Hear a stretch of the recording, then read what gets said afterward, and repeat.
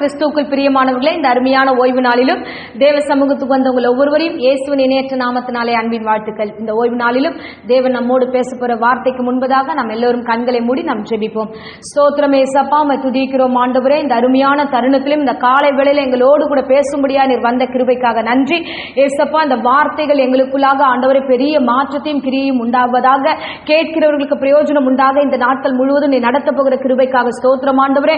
இந்த வார்த்தைக்கு விரோதமாக எழுந்திருக்கிற எல்லா பிசாசின் தடைகளையும் இயேசுவின் நாமத்தினாலே நான் சபித்து கட்டுகிறேன்.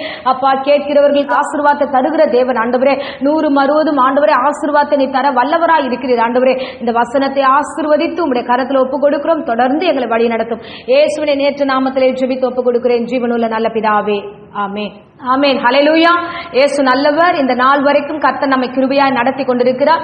ஒவ்வொரு வாரமும் தேவன் நம்மோடு பேசுகிற வார்த்தைகள் ஏராளமான வார்த்தைகள். அந்த வார்த்தைகள் நம்முடைய வாழ்க்கைக்கு பிரயோஜனமாய் இருக்கிறது. ஆமென்.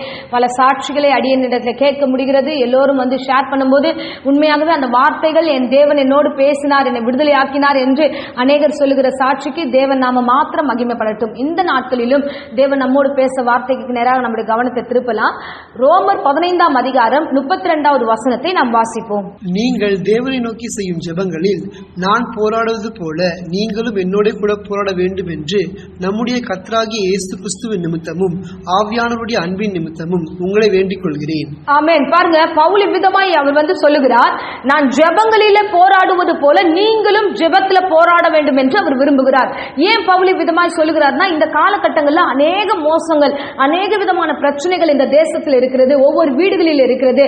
பிசாசானவன் எவனை விழுங்கலாமோ என்று அவன் வந்து சுற்றி திரிந்து கொண்டிருக்கிறான். தடை செய்கிறவன் முகத்துக்கு முன்பதாக வருகிறான் என்று வேதம் சொல்லுகிறது.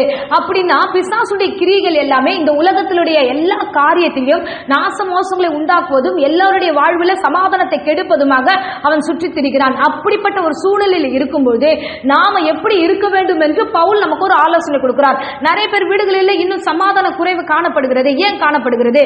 ரட்சிக்கப்பட்ட பிள்ளைகள் வீட்டில் நிறைய பிரச்சனைகள் உருவாகிறது. வியாதிகள் இன்னுமாய் அப்படியே வந்து கடந்து போகிறது. சில பிரச்சனைகள் முடிவுக்கு வருவதே இல்லை. சில பண பிரச்சனைகள் இருந்து கொண்டே இருக்கிறது. சில அவமானங்கள் இருந்து கொண்டே இருக்கிறது.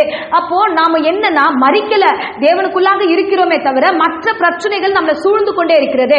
இதுக்கு நாம என்ன பண்ண வேண்டும் என்று இந்த வேளையில நம்ம வந்து பவுல் நமக்கு சொல்லிக் கொடுக்கிறார். அவர் நாம என்ன பண்ணணும் அப்படின்னா, நீங்கள் விடாமுயற்சியோடு நீங்கள் போராட வேண்டும். ஒரு பிரச்சனையா, உங்க வீடுகளில பிரச்சனையா, உங்களுடைய தனிப்பட்ட ஆவிக்குரிய வாழ்க்கையில உங்களுக்கு பிரச்சனையா, இந்த பிரச்சனை நேரங்களில் நான் எப்படி போராடினேனோ அதே போல நீங்களும் போராட வேண்டும் என்று விரும்புகிறார். அல்லேலூயா. ஆவியானவர் தாமே அன்பின் நிமித்தமாக நான் உங்களை வேண்டிக் கொள்கிறேன். ஆவியானவர் உங்களுக்கு உதவி செய்வார். நீங்கள் இன்னும் அதிகமாய் உங்க பிரச்சனைக்காக நீங்கள் போராட வேண்டும். பாருங்க, இந்த காலை வேளையில சொல்லுகிற உங்க பிரச்சனைக்காக மற்றவங்க வந்து போராட முடியாது. யார் என்ன, பல ஊழியக்காரங்களை நீங்க பார்ப்பது உண்டு. பல பேர் வந்து சொல்வது உண்டு, நான் ஜெபித்துக் கொள்கிறேன், ஜெபம் பண்ணிப்பாங்க. ஆனா உண்மையாகவே நமக்கு போராட்டம், நம்முடைய பிரச்சனைகள், நம்ம இருக்கிற அந்த வீரியங்கள், அழுகை எல்லாமே நமக்குரியது. அப்போ நாம ஜெபிக்கிற மாதிரி மற்றவர்கள் நமக்காக ஜெபிப்பார்கள்னா அது சும்மா கதை. அதனால மற்றவங்க சொல்றதை வச்சு அவங்க எனக்காக ஜெபிக்கிறாங்க, இவங்க எனக்காக ஜெபிக்கிறாங்க, அதனால ஓகே என் வீடு நடந்துரும் அப்படின்னு இருக்காதீங்க. இன்னைக்கு காலை வேளையில தேவன் சொல்லுகிற வார்த்தை என்ன தெரியுமா? நீங்கள் போராட வேண்டும். உனக்காக நீ போராட வேண்டும். உங்கள் வீடுகளுக்காக நீங்க போராட வேண்டும். உங்க பிரச்சனைகளுக்காக நீங்க போராட வேண்டும். உங்கள் கஷ்டங்களுக்காக நீங்கள் போராட வேண்டும் என்று பவுல் இந்த காலை வேளையில சொல்லுகிறார். அல்லேலூயா. என் தேவன் உங்க போராட்டத்தை அவர் கேட்பார். அவர் உங்கள் போராட்டங்களில் உங்களுக்கு பதிலை தருவார். நீங்கள் தொழுது கொள்ளும் போதெல்லாம், நீங்கள் ஜெபிக்கும் போதெல்லாம் அவர் வருவார். நீங்கள் தான் அதை முன்னெடுத்து நடத்த வேண்டும். வசனம் சொல்லுகிறது, எரேமியா 29ஆம் அதிகாரம் 12ஆம் வசனத்துல நம்ம வாசிக்கிறோம். அப்பொழுது நீங்கள் கூடி வந்து என்னை தொழுது கொண்டு என்னை நோக்கி விண்ணப்பம் பண்ணுவீர்கள், நான் உங்களுக்கு செவி கொடுப்பேன். ஆமென். ஹல்லேலூயா. கர்த்தர் தெளிவாய் சொல்லுகிறார், நீங்க கூடி வாங்க, உங்க பிரச்சனைகளை கொண்டு எடுத்துக்கிட்டு நீங்க வாங்க. நீங்கள் கூடி வந்து ஜெபிக்கும் பொழுதெல்லாம் நான் உங்களுக்கு செவி கொடுப்பேன். ஹல்லேலூயா. அதுதான் சங்கீதத்தில் நம்ம வாசிக்கிறோம். 91ஆம் சங்கீதம் 15வது வசனத்துல, உங்களுக்கு ஆபத்து நேரிடும் பொழுது நீங்கள் என்னை தேடும் பொழுதெல்லாம் நான் உங்களுக்கு மறு உத்தரவு அருளச் செய்வேன் என்று வாசிப்போம். அவன் என்னை நோக்கி கூப்பிடுவான், நான் அவனுக்கு மறு உத்தரவு அருளி செய்வேன். ஆபத்தில் நானே அவனோடு இருந்து அவனை தப்புவித்து அவனை கனப்படுத்துவேன். ஆமென், ஹல்லேலூயா. நான் உன் கூட இருந்து உன் ஆபத்துல இருந்து தப்புவித்து உன்னை வழி நடத்துவேன். நீ கூப்பிட்டா போதும், நீ தொழுது கொண்டால் போதும், நீ தேவனை நோக்கி அமர்ந்து போராடினால் போதும். ஒரு தீர்மானம் எடுங்க. உங்களுடைய தீர்மானங்களை கர்த்தர் ஆசீர்வதிக்க வல்லவராய் இருக்கிறார். ஹல்லேலூயா. போராட வேண்டிய ஒரு கட்டத்துல இருக்கும்போது நம்ம போராடாம நிர்விசாரமா இருக்கக்கூடாது. ஆமென். பாருங்க, நிற்கிறேன் என்கிறவன் விழாதபடி எச்சரிக்கையா இருக்க கடவன் என்று வேதம் சொல்லுகிறது. ஏன்னா எல்லாம் இருக்கு, ஓகே பரவாயில்லன்னு தள்ளிக்கிட்டு போக முடியாது. இன்னும் ரொம்ப காலம் நம்ம பிரச்சனைகளோடு கூட வாழ முடியாது. பிரச்சனைக்கு முடிவு வேண்டும். பிரச்சனைகளை மேற்கொள்ளுகிற ஒரு சக்தி நமக்கு தேவை. பாருங்க, பழைய ஏற்பாட்டு காலத்தில் அநேக பரிசுத்தவான்கள் போராடி ஜெயம் பெற்றார்கள். நிறைய காரியங்கள் தடை வரும்போதெல்லாம், அவங்க வாழ்க்கை குறித்து பயம் வரும்போதெல்லாம் அவர்கள் போராடி ஜெபித்தார்கள், போராடி ஜெயமும் பெற்றுக் கொண்டார்கள். உங்களுடைய விடாமுயற்சி, உங்கள் தேவனை நோக்கி ஆண்டவரே நீர் என்னை ஆசீர்வதித்தால் வழியே உங்களை விடுவதில் என்று போராடுங்க. ஏன்னா ஒரு விஷயம் புரிஞ்சுக்கோங்க, உங்களுடைய அவமானங்களும் உங்களுடைய கஷ்டங்களும் அது உங்களுக்குரியது. 4 பேருக்கு முன்பதாக தலை குனிற ஒரு சூழ்நிலை வருகிறதுன்னா நாம ஒரு இருட்டறையில உட்கார்ந்து தலை குனிந்து ஜெபித்தா தப்பு கிடையாது, போராடினா தப்பு கிடையாது, தேவ சமூகத்தில் அழுதா தப்பு கிடையாது. நீங்கள் அழுது ஜெபித்து தனிமையில போராடும் போது என் கர்த்தர் உங்கள் விண்ணப்பத்துக்கு பதில் கொடுப்பார், உங்களுடைய விண்ணப்பத்துக்கு செவி சாய்ப்பார். நீங்கள் தொழுது கொள்ளும் போதெல்லாம் கர்த்தர் தேடி வர வல்லவராய் இருக்கிறார். அல்லேலூயா. என் கர்த்தர் ரொம்ப நல்லவர். பாருங்க, ஆதி ஆகமத்துல நம்ம ஒரு சம்பவத்தை வாசிக்கிறோம். யாக்கோபை குறித்து நம்ம வாசிக்கிறோம். யாக்கோபு தனித்து தேவனோடு கூட அவன் போராடி கொண்டிருக்கிறான். ஆண்டவரே எனக்கு பயமா இருக்கு, என்னை நீங்க ஆசீர்வதிக்கணும், என்னை ஆசீர்வதிக்கலன்னா என்ன, என்னால போக முடியாது ஆண்டவரே. ஏன் இந்த பயம் அவருக்கு வருகிறதுன்னா, தன்னுடைய சகோதரனை அவன் ஏமாற்றிட்டு போகிறான். திரும்பி வரும்போது அந்த சகோதரன் தன்னை கொன்று போடுவான் என்று அவன் பயப்படுகிறான். வேதத்துல நம்ம வாசிக்கிறோம், ஆதியாகமம் 32ஆம் அதிகாரம் 11வது வசனத்துல வாசிக்கிறோம், என் சகோதரனாகிய ஏசாவின் கைக்கு என்னை தப்புவியும், அவன் வந்து என்னையும் பிள்ளைகளையும் தாய்மார்களையும் முறியடிப்பான் என்று அவனுக்கு நான் பயந்திருக்கிறேன். அவனுக்கு நான் பயந்திருக்கிறேன். தன் கூட பிறந்த சகோதரனுக்காக அவன் பயந்திருக்கிறான். இந்த பயத்தின் நிமித்தமாகவே அவன் லைஃப் அப்படியே போயிடலாம், சரி பரவாயில்ல எதிர்கொண்டு எதுனாலும் பார்த்துக்கலாம் அப்படின்னு அவன் கடந்து போகல. அவன் பயந்ததுனாலவே தேவனோடு வருகிறான். அல்லேலூயா. இன்னைக்கு நம்முடைய வாழ்க்கையில நிறைய பயங்கள் இருக்கிறது, நிறைய பிரச்சனைகளை பார்த்து நாம பயப்படுறோம். சோ இந்த பிரசங்கத்தை கேட்கிற அருமையானவர்களே, நீங்களும் சில காரியங்களை குறித்து பயப்படுகிறீர்கள். சோ பயம் வந்த உடனே நம்ம என்ன பண்ணணும் அப்படின்னா, அந்த பயத்தை மேற்கொள்வதற்கு தொடர்ந்து தேவனோடு கூட போராட வேண்டும். அல்லேலூயா. ஆண்டவரே நீர் ஆசீர்வதித்தால் வழியே நம்ம போக விட மாட்டோம் ஆண்டவரே, ஆண்டவரோடு போராடணும். யாக்கோபு போராடினார். யாக்கோபு போராடி தேவன் கிட்ட இருந்து ஆசீர்வாதங்களை பெற்றுக்கொண்டார். அவன் சொல்றான், ஆண்டவரே நீர் என்னை ஆசீர்வதித்தால் வழியே உம்மை போக விட மாட்டோம் ஆண்டவரே, இந்த பயத்திலிருந்து என்னை விடுதலை ஆக்குங்க. நான் போய் என் சகோதரனை பார்க்கணும், நான் எப்படி போய் பார்க்க முடியும், உங்களுடைய ஆசீர்வாதம் இருந்தாதான் நான் இதுல ஜெயிக்க முடியும் என்று அவன் அறிந்திருந்தான். வசனத்துல நம்ம வாசிக்கிறோம், 32:26 வாசிக்கிறோம், அவர் நான் போகட்டும் பொழுது விடுகிறது என்றார்.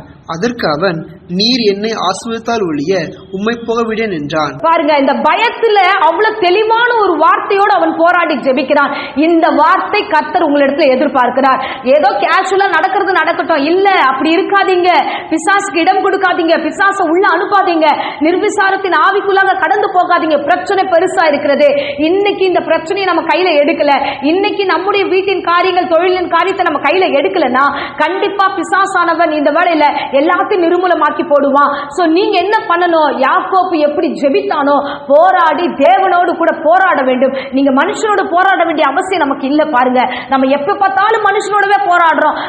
நம்மளோட பெரிய வசதி படைத்தவங்களா இருக்கட்டும், நம்மளோட அறிவாளிகளா இருக்கட்டும், நம்மளோட பெரிய ஆட்களை பார்த்து நம்ம பயந்து போய் அவங்களோட எப்படின்றது போராட்டத்திலே தான் நம்ம வாழ்ந்துகிட்டு இருக்கிறோம். அவங்களோட பேசுறதுக்கு ரெடி ஆகிறோம், அவங்களுடைய காரியங்களை செயல்பட ரெடியா இருக்கிறோம். ஆனா நம்ம தேவனோடு உட்கார்ந்து ஜெபம் பண்ணி ஆசீர்வாதத்தை பெற்றுக்கொண்டு அவர்களை ஈஸியா டேக்கிள் பண்ணலாம்ன்ற அறிவு ஞானம் நமக்கு இல்லாமல் போயிடுச்சு. அல்லேலூயா.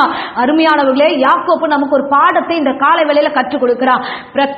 பிரச்சனை பண்ணதும் சூழ்நிலைகள் எல்லாம் விரோதமாய் மாற்றினது யாக்கோபு தான். ஆனாலும் தான் பண்ண தவறை அவன் அறிந்திருந்தோம். மறுபடியும் நான் போய் எங்க அண்ணனை மீட் பண்ணும்பொழுது நான் எப்படி மீட் பண்ணுவேன்? சோ நான் பலவீனமானவன், நான் தப்பானவன், என்னுடைய விஷயம் சரியில்லை, ஆனா நான் போய் மீட் பண்ண முடியாது. என்னை நீங்க ஆசீர்வதிச்சீங்கன்னா என் சூழ்நிலைகள் எல்லாம் மாறும் என்று அவன் ஆவிக்குரிய வாழ்க்கையில ஸ்திரமுள்ளவனாக, தேவனோடு கூட ஐக்கியம் உள்ளவனாக அவன் காணப்பட்டான். கர்த்தர் அவனை ஆசீர்வதித்தார், அவனுடைய பெயரை மாற்றினார், யாக்கோப் என்ற பெயரை இஸ்ரவேல் என்று மாற்றினார். கர்த்தர் அவனை ஆசீர்வதித்து அனுப்பினார். அல்லேலூயா. இந்த நாட்களில இந்த விதமான போராட்டமான ஜெபம் வேண்டும் என்று பவுல் விரும்புகிறார். ஆமென். அல்லேலூயா. இன்னொரு காரியத்தை வேதாகமத்துல நம்ம வாசிக்கிறோம், தானியேலை குறித்து வாசிக்கிறோம். தானியேலும் அப்படிதான், தேவன் தனக்கு ஒரு வெளிப்பாடை கொடுக்கிறார். வெளிப்பாடு வந்த உடனே ஒரு காரியம், இந்த உலகத்தினுடைய காரியங்களை குறித்து வெளிப்பாடு வந்த உடனே அவன் துக்கிக்கிறான். அவனை குறித்து வேதம் சொல்லுகிறது. தானியேல் புத்தகம் 10ஆம் அதிகாரம் 2வது வசனத்துல நம்ம வாசிக்கிறோம். அந்த நாட்களில் தானியேலாகிய நான் 3 வாரம் முழுவதும் துக்கித்துக் கொண்டிருந்தேன். அந்த 3 வாரங்களாகிய நாட்கள் நிறைவேறும் மட்டும் ருசிகரமான அப்பத்தை நான் புசிக்கவும் இல்லை, இறைச்சியும் திராட்சரசமும் என் வாய்க்குள் போகவும் இல்லை, நான் பரிமள தைலம் பூசிக்கொள்ளவும் இல்லை. ஆமென். ஹல்லேலூயா. பாருங்க, தானியேலுடைய காரியத்துல தேவன் வெளிப்பாடு கொடுத்ததுமே அந்த வெளிப்பாடுடைய காரியத்தை புரிந்து கொண்டு, ஆண்டவரே இது எனக்கு ரொம்ப துக்கமா இருக்கு, இந்த வெளிப்பாடை பெற்றுக் கொண்டிருக்கிறேன், என்னால இதை மேற்கொள்ள முடியல, இதை எப்படி ஆண்டவரே நீங்க நடத்த போறீங்கன்னு பயத்து நிமித்தமாக அவன் 3 வார காலமும் உபவாசிக்கிறான். தன்னுடைய சரீரத்தின் முழுவதுமாக எல்லா பலவீனமான சூழ்நிலையிலும் தன்னுடைய காரியங்களை அவன் தேவனுக்கு முன்பதாக தெரியப்படுத்துகிறான். அந்த வசனத்துல வாசிக்கிறோம் பாருங்க, அவன் ருசிகரமான பதார்த்தங்களை அவன் எடுக்கல, அவன் திராட்சரசத்தை எடுக்கல, பரிமள தைலத்தை எடுக்கல, அவன் தன்னை ஒடுக்குகிறான், தன்னை ஒப்பு கொடுக்கிறான். அல்லேலூயா. எத்தனை பேர் இந்த மாதிரியான காரியங்களை நம்ம இருக்கிறோம், எத்தனை பேர் பிரச்சனைகள் இருக்கிறது, நாம் இது எல்லாத்தையும் ஒதுக்கி உபவாசம் வைத்து தேவ சமூகத்தில் உட்கார்ந்து போராடுவோமே என்ற உணர்வு நமக்கு இல்லாமல் போகிறது. அல்லேலூயா. அருமையானவர்களே, தேவன் நமக்கு ஒரு பெரிய வெளிப்பாடை கொடுக்கிறார். ஆண்டவர் ஒரு வெளிப்பாடின் காரியத்தை வெளிப்படுத்த விரும்புகிறார். தேவன் உங்களிடத்தில் பேசுகிற வார்த்தையில நீங்கள் தேவ சமூகத்தில் உறுதியா இருக்க வேண்டும். அல்லேலூயா. தானியேல் உறுதியா இருந்தான். தானியேல் அந்த விஷயம் கேள்விப்பட்ட உடனே, துக்ககரமான காரியமா இருக்கிறது என்று கேள்விப்பட்ட உடனே தன்னை ஒடுக்குகிறான். ஆமென். நாம் எந்த அளவுக்கு ஒடுக்குகிறோம், எந்த அளவுக்கு நம்ம வீட்டுக்காக நம்ம போராடுகிறோம், எந்த அளவுக்கு நம்முடைய வீட்டுக்காக நம்ம உபவாசம் வைத்து ஜெபிக்கிறோம், கொஞ்சம் யோசிச்சு பாருங்க. அவன் ஜெபம் பண்ணும்போது பிசாசு தடை பண்ணுகிறான். அதை குறித்து வேதத்துல வாசிக்கிறோம். 13ஆம் வசனத்துல நம்ம வாசிக்கிறோம், பெர்ஷியா ராஜ்யத்தின் அதிபதி 21 நாள் மட்டும் என்னோடு எதிர்த்து நின்றான். ஆனாலும் பிரதான அதிபதிகளில் ஒருவனாகிய மீகாவேல் எனக்கு உதவியாக வந்தான். ஆதலால் நான் அங்கே பெர்ஷியாவின் ராஜாக்களிடத்தில் தரித்திருந்தேன். ஆமென். ஹல்லேலூயா. பாருங்க, தானியேல் இவ்விதமாக அவனை ஒடுக்கும்படியாக பல சத்துருக்கள் அவனை எதிர்த்தார்கள். அவன் உபவாசம் பண்ணி கொண்டிருக்கிற வேளையில் அவன் சோர்வடைகிறான். ஆண்டவரே, இந்த திகிலடைந்த காரியங்கள் வெளிப்பாடா பெற்றிருக்கிறேன் என்று பல முறை பல காரியங்களை குறித்து அவன் பயந்து போராடி கொண்டிருக்கிறான். இந்த நேரத்தில் சத்துருக்கள் வரும்பொழுது அவனுக்கு உதவியாக, தானியேலுக்கு உதவியாக மீகாவேல் தூதரனை கர்த்தர் அனுப்புகிறார். அல்லேலூயா. அருமையானவர்களே, நீங்கள் ஜெபிக்க ஆரம்பிங்க. எத்தனை தடை வந்தாலும், எத்தனை பிரச்சனைகள் வந்தாலும் தேவன் தம்முடைய தூதர்களை கொண்டு உங்களை வழிநடத்த வல்லவராய் இருக்கிறார். அல்லேலூயா. சோ ஒரு காரிய வெளிப்பாடு வருகிறதா, ஒரு தரிசனம் வருகிறதா, ஒரு சொப்பனம் வருகிறதா, உன்னை குறித்து ஒரு வெளிப்பாடு வருகிறதா, அது சரியாகவே இல்லை, அது துக்ககரமாகவே இருக்கிறது. அப்படிப்பட்ட ஒரு சூழ்நிலை வரும்பொழுது நீங்கள் என்ன பண்ணுகிறீர்கள்? பரவாயில்ல, அது எப்போ நடக்குதுமோ அது நடந்துகிட்டோம், அது பரவாயில்ல, நான் அப்புறம் பார்த்துக்கிறேன். இல்ல, ஒரு கனவு நிமித்தமா கர்த்தர் வெளிப்படுத்தி இருக்கிறாரா, ஒரு தரிசனத்துல கொடுத்திருக்கிறாரா, உங்களை குறித்துதான ஒரு வெளிப்பாடு, ஒரு துக்ககரமான காரியம் வெளிப்பட்டதா, உடனே நீங்கள் பண்ண வேண்டிய காரியம் என்ன தெரியுமா? தேவ சமூகத்தில் அமர்ந்திருந்து போராடி ஜெபிக்கிறவர்களாக நீங்கள் காணப்பட வேண்டும். அல்லேலூயா. இன்றைக்கு முகமுகமாய் கர்த்தர் பேசிக் கொண்டிருக்கிறார். தானியேலுக்கு என்ன வந்தது? எப்பயோ நடக்க போற பிரச்சனை தானே, எப்பயோ நடக்க போறது தானே ஆண்டவர் வெளிப்பாடா கொடுத்திருக்கிறாரு. அவன் காலகட்டத்தில் அது நடக்க போறது கிடையாது, எப்பயோ வருங்காலம். இந்த காலகட்டத்தை குறித்து 2000 ஆண்டுகளுக்கு முன்பதாக தேவன் வெளிப்பாடு கொடுத்தார். அதுக்கு ஏன் அவர் அப்ப துக்கித்து 21 நாள் உபவாசம் வைத்து தேவ சமூகத்தில் போராட வேண்டும்? பாருங்க, ஒரு கிறிஸ்தவன் என்றால் வந்த வெளிப்பாடுகளுக்கு இமீடியட்டா ரியாக்ட் பண்றதா ஒரு கிறிஸ்தவன். வந்துருச்சு, உடனே நான் என்ன ஆக்ஷன் பண்ணணும்? கிறிஸ்து எனக்கு வெளிப்படுத்தி இருக்கிறார், உடனே நான் என்ன செய்ய வேண்டும்? உன் வீட்டை குறித்து, உன் சபையை குறித்து, உன் பிள்ளைகளை குறித்து ஒரு வெளிப்பாடு, ஒரு தரிசனம். உடனே நீங்கள் பண்ண வேண்டிய காரியம் என்னவென்றுதான் கர்த்தர் உங்களுக்கு வெளிப்படுத்துகிறார். அல்லேலூயா. இதை தான் பவுல் சொல்லுகிறார். அப்பா, நீங்க என்ன தெரியுமா பண்ணோம்? நான் இப்பொழுது போராடி கொண்டிருக்கிற எல்லா உபத்திரவங்களுக்கு மேலாக, எல்லாவித நாசம் மோசங்களுக்கு மேலாக, பசியும் பட்டினிக்கு மத்தியில நான் போராடி சுவிசேஷங்களை அறிவித்துக் கொண்டிருக்கிறேன். நான் போராடி ஜெபங்களில் ஜெயித்துக் கொண்டிருக்கிறேன். நீங்களும் இவ்விதமான காலகட்டத்தில், கடைசி காலத்துல வந்துட்டீங்க. இப்பொழுது நீங்கள் நிர்விசாரமா இருக்கக்கூடாது. நீங்கள் ஜெபங்களிலே போராடுங்கள். யாருக்காக? உங்களுக்காக போராடுங்க, உங்க வீட்டுக்காக போராடுங்க, உங்க தேசத்துக்காக போராடுங்க. பாருங்க, இந்த காலகட்டத்தில் இயேசு கிறிஸ்து இந்த நாட்களில் இருந்திருந்தா இந்த சம்பவங்களை குறித்து அவர் எப்படி ஹேண்டில் பண்ணியிருப்பாரு? ஆண்டவராகிய இயேசு கிறிஸ்து தானே நமக்குள்ள இருக்கிறாரு. இப்ப நமக்குள்ள இருக்கிற ஆவியானவர் என்ன செய்வார்? தொடர்ந்து ஜெபிக்கிறவராக நம்மை நடத்துவார். ஆனா இன்னைக்கு ஆவியானவருக்குள்ளாக நம்ம கடந்து கடந்து போகல, எல்லாத்தையும் நம்ம விட்டுட்டோம். இன்னைக்கு எந்த வெளிப்பாடு வந்தாலும் அதை மேற்கொண்டு போகிற மாம்ச கிரியைகள் அதிகமாயிடுச்சு. அதுக்குதான் பவுல் போராடுகிறார். அப்பா, நீ போராடுறது போராட்டமே இல்ல, நீ எங்களை போல போராட வேண்டும், எல்லாவற்றையும் எதிர்த்து போராட வேண்டும். என்ன பசியோ நாச மோசமோ எந்த காரியமோ என்னவானாலும் சரி, எல்லாவற்றையும் எதிர்த்து கொண்டு நீங்கள் உங்கள் வீடுகளுக்காக போராடுங்க. பிசாசு தடுப்பான், அப்படிதான் தடுக்க வருவான், சில வார்த்தைகளை கொடுப்பான், நீ ஏன் வாழணும்ன்ற கேள்வியெல்லாம் கேட்பான், நீ கிறிஸ்துக்குள்ள எதுக்கு நிற்கிறது என்று கேட்பான். அதை எல்லாம் உடைத்து எரிந்து நீ போராடி இருட்டில் உட்கார்ந்து ஜெபித்து பாருங்க, கர்த்தர் உங்களுக்கு பெரிய காரியங்களை செய்வார். பாருங்க, இயேசு கிறிஸ்து குறித்து ஒரே ஒரு வசனத்தை குறித்து நம்ம வாசிக்கிறோம். எபிரேயர் 5ஆம் அதிகாரம் 7வது வசனத்தில் இவ்விதமாய் வசனம் சொல்லுகிறது, அவர் மாம்சத்திருந்த நாட்களில் தம்மை மரணத்தினின்று ரட்சிக்க வல்லமை உள்ளவரை நோக்கி பலத்த சத்தத்தோடும் கண்ணீரோடும் விண்ணப்பம் பண்ணி வேண்டுதல் செய்து தமக்கு உண்டான பயபக்தி நிமித்தம் கேட்கப்பட்டு அவர் குமாரனாயிருந்தும் பட்ட பாடுகளினாலே கீழ்ப்படிந்து கற்றுக்கொண்டு. ஆமென். பாருங்க, ரொம்ப தெளிவா இந்த வசனம் சொல்லுகிறது. மாம்சத்துல இருக்கும் பொழுது அவர் எப்படி ஜெபித்தார் என்று இயேசுவை குறித்து சொல்லப்பட்ட பலத்த சத்தத்தோடும் கண்ணீரோடும் விண்ணப்பத்தோடும் வேண்டுதல் செய்து பிதாவிடத்தில் அவர் போராடினார். அல்லேலூயா. அருமையான பிள்ளைகளே, இயேசு கிறிஸ்துவை தன்னை இந்த மாம்சத்தில் இருக்கும் பொழுது எப்படி வெளிப்படுத்த வேண்டும் என்பதை நமக்கு கற்றுக் கொடுத்திருக்கிறார். இயேசுவே இறங்கி கண்ணீரோடு போராடினார், இயேசுவே இறங்கி விண்ணப்பம் பண்ணினார், இயேசுவே இறங்கி போராடினார், வேண்டுதல் செய்தார் என்று வேதம் நமக்கு கற்றுக் கொடுக்கிறது அல்லவா? ஹல்லேலூயா. இன்றைக்கு நாம் எப்படி இருக்கிறோம்? இன்றைக்கு நீங்கள் எப்படி இருக்கிறீர்கள்? தேவன் உங்களிடத்தில் வெளிப்பாடை கொடுக்கிறார். போராட வேண்டிய நாட்களில போராட வேண்டும், தேவனுடைய சமூகத்தில் ஜெபிக்க வேண்டிய நேரத்தில் ஜெபிக்கணும், கண்ணீரோடு விதைக்க வேண்டிய நேரத்தில் விதைக்கணும். தேவ சமூகத்தில் அர்ப்பணிக்கிற பிள்ளைகளா நாம் காணப்பட வேண்டும். ஹல்லேலூயா. நாம் அப்படி காணப்படுவோம் என்றால் உண்மையாகவே நம்முடைய ஆவிக்குரிய வாழ்க்கையில மிகப்பெரிய ஆசீர்வாதத்தை கர்த்தர் கொடுக்க வல்லவராய் இருக்கிறார். ஹல்லேலூயா. அததான் நாம் தொடர்ந்து வாசித்து கொண்டிருக்கிறோமே, அவன் என்னை நோக்கி கூப்பிடுவான், அவனுக்கு நான் மறு உத்தரவு அருள் செய்வேன், ஆபத்தில் நானே அவனோடு கூட இருந்து அவனை கனப்படுத்துவேன் என்று வேதம் சொல்லுகிறது. அல்லேலூயா. என் அன்பு பிள்ளையே, கர்த்தர் நோக்கி கூப்பிடுங்க, கர்த்தரை நோக்கி கூப்பிடுங்க. பிரச்சனையை நோக்கி இந்த நேரத்தில் நீங்கள் போராட வேண்டும், தேவன சமூகத்தில் அழ வேண்டும், தேவ சமூகத்தில் ஒப்பு கொடுக்க வேண்டும். நீங்கள் ஒப்பு கொடுக்கும் பொழுதெல்லாம் கர்த்தர் தாமே இறங்கி வந்து உங்களை கனப்படுத்த வல்லவராய் இருக்கிறார். ஆமென். அல்லேலூயா. அததான் தொடர்ந்து பவுல் சொல்லுகிறார், நான் போராடினது போல போராடுங்க. அவர் போராடினால் ஜெயம் பெற்றார். யாக்கோபை குறித்து வாசிக்கிறோம், அவன் போராடினான், தேவன் கிட்ட இருந்து ஆசீர்வாதத்தை பெற்றுக்கொண்டார். இங்க தானியேலை குறித்து வாசிக்கிறோம், அவன் போராடினான், தூதர்களை கர்த்தர் அனுப்பி அவனை பலப்படுத்தினார் என்று. நீங்கள் போராடுங்கள், உங்களோடு கூட கர்த்தர் உங்களை வந்து உங்களை ஆசீர்வதித்து உங்களை பலப்படுத்தி உங்களை கனப்படுத்தி உங்களை ஆசீர்வதிப்பார். ஆமென். இப்பொழுதும் அடியேன் உங்களுக்காக ஜெபிக்கிறேன். இருந்த இடங்களை கண்களை மூடி நாம் ஜெபிப்போம். ஸ்தோத்திரம் ஆண்டவரே, பிதாவே, இந்த அருமையான தருணத்துக்காக கொடான கொடி ஸ்தோத்திரம். என் பிள்ளைகளிடத்தில் இந்த காலை வேளை நீர் பேசின வேத வசனத்துக்காக ஸ்தோத்திரம் ஆண்டவரே. பிசாசானவன் கெர்ச்சிக்கிற சிங்கம் போல எவனை விழுங்கலாமோ என்று வகை தேடி ஆண்டவரே சமாதானத்தை கெடுத்துக் கொண்டிருக்கிறான். எல்லா இடங்களிலும் ஆண்டவரே ஏசப்பா நீர் இறங்கி வந்து ஆண்டவரே ஒவ்வொருவரையும் ஆண்டவரே அப்பா நீர் காப்பாற்றும்படியா ஒப்பு கொடுக்கிறோம் ராஜா. ஏசப்பா, என் பிள்ளைகள் உணர்வோடு கூட இதை காரியத்தை புரிந்து கொண்டு போராடுகிறவர்களாக மாற்றுவீராக. ஆண்டவரே, ஆவிக்குரிய வாழ்க்கையில் ஆண்டவரே அப்பா நல்ல போராட்டத்தை போராடக்கூடிய கிருபைகளை கர்த்தர் கொடுத்து வழிநடத்தும்படியா ஜெபிக்கிறோம் ராஜா. ஆசீர்வதிங்க, ஆசீர்வதிங்க.